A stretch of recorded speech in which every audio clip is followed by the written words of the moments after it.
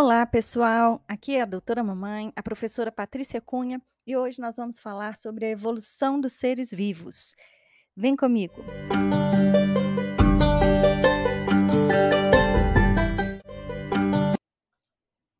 Com certeza, você já ouviu falar a respeito da evolução das espécies, não é mesmo? Apesar de muitas vezes parecer confuso, o conceito de evolução é bastante simples e existem algumas teorias que ajudam e tentam explicar para que a gente possa compreender melhor. Então, ó, a evolução é um processo no qual ocorrem mudanças nos seres vivos ao longo do tempo, levando frequentemente ao surgimento de novas espécies. Essas modificações, elas são passadas para os descendentes e é por isso que muitos definem evolução também como descendência como modificação. Ao estudar a evolução, a gente percebe que as formas de vida que hoje conhecemos não são as mesmas que viveram milhares de anos atrás. Isso significa que as espécies têm uma história evolutiva e que muitas mudanças acontecem nela até existir característica que observamos hoje. As espécies, portanto, não são fixas. Elas sofreram mudanças ao longo de sua história no planeta e continuam a mudar. E isso a gente pode ver nos fósseis que são encontrados, que sempre ajudam no estudo da evolução. Então, entre as principais evidências da evolução biológica, tem o fóssil, como eu acabei de falar, tem também a adaptação dos seres vivos aos seus ambientes e também a semelhança entre as espécies.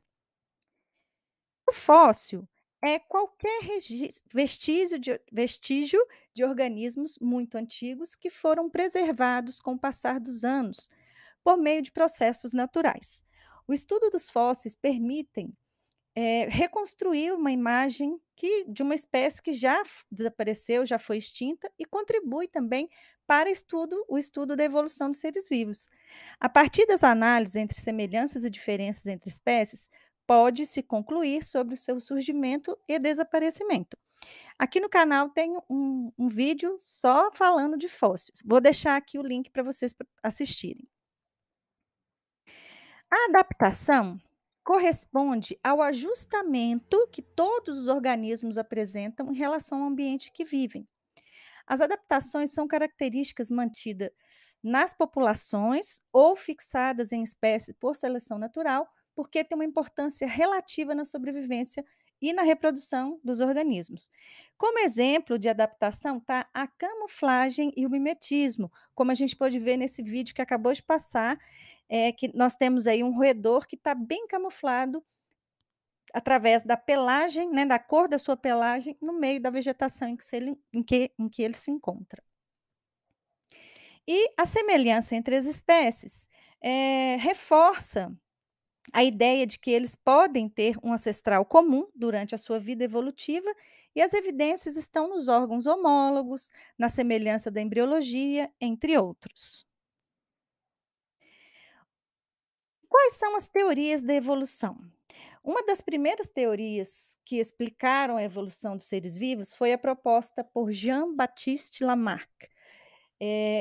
Para explicar a evolução, lá no século XVIII, ele sugeriu duas leis: a lei do uso e desuso e a lei dos caracteres adquiridos. A lei do uso e desuso explica que, quando um organismo utiliza muito determinada parte do corpo, essa parte desenvolve-se mais que outras e aquelas que não são utilizadas atrofiam-se. É o famoso caso da girafa.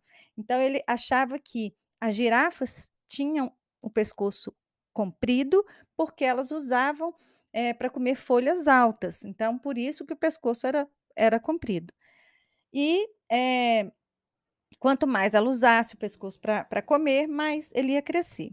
Já a lei da herança dos caracteres adquiridos, por sua vez, afirma que as características adquiridas durante a vida podem ser transmitidas aos seus descendentes. As teorias do Lamarck apresentam alguns pontos falhos, como, por exemplo, a lei do uso e desuso, ela não pode ser considerada verdade, pois as características do nosso organismo elas são pré-determinadas pelos nossos genes e não pelo uso e desuso delas. Eh, Apesar de erros, Lamarck tem um mérito, né, por isso que a gente estuda ele, pois ele introduziu a ideia de mudança que ocorre nos seres vivos para a sociedade. E o grande pensador, o grande cientista da evolução é o Charles Darwin. Então, o darwinismo reúne as ideias evolucionistas propostas por Charles Darwin. Charles Darwin é do século XIX. Segundo esse pesquisador, as espécies modificam-se ao longo do tempo em virtude da seleção natural. Para ele, os organismos vivem uma luta constante pela sobrevivência e apenas aqueles mais aptos são capazes de sobreviver, reproduzir e passar as características vantajosas para seus descendentes. Apesar da seleção natural ser um mecanismo correto, Darwin, naquela época lá, não conseguiu explicar como que essas características vantajosas surgiam e nem tampouco como elas eram transmitidas. Essa explicação não foi possível porque naquela época não havia conhecimento sobre genética. Então, aqui a historinha da girafa, de acordo com a teoria do Darwin, é que as girafas que possuíam um pescoço mais longo conseguiam se alimentar naquele espaço que elas estavam, naquele habitat, já que as folhas estavam mais altas. As girafas que tinham o pescoço curto não conseguiam se alimentar e acabavam morrendo, ou seja, quem passava para os descendentes eram apenas as girafas de pescoço longo. Então, todas as girafas que nasciam depois tinham essa característica de pescoço longo. As de pescoço curto foram desaparecendo porque elas não foram capazes de se adaptar àquele ambiente que tinha folhas, árvores com folhas mais altas. Bom, eu falei de seleção natural, mas o que seria essa tal de seleção natural? A seleção natural é um dos mecanismos fundamentais da evolução. Através dela, os indivíduos mais adaptados a uma determinada condição são selecionados. Assim, eles têm mais chances de sobreviver, de se reproduzir e transmitir suas características aos descendentes. Então, para exemplificar, eu coloquei aqui a ideia de uma espécie determinada, né? Vamos supor que existe uma determinada espécie de inseto cujos indivíduos são verdes e elas vivem aqui nessa região, né, do litoral, por exemplo, coberta por essa mata verde. Então, aqui a gente consegue ver que tem os indivíduos que são um verde mais claro, eles começam a cruzar entre eles e vão aparecendo novos indivíduos com pequenas variações na cor. O novo indivíduo que seja verde amarelado, como esse aqui, estará menos camuflado na folhagem. Então, ele vai ser visto mais facilmente por aves predadoras e terá chance menor de sobreviver.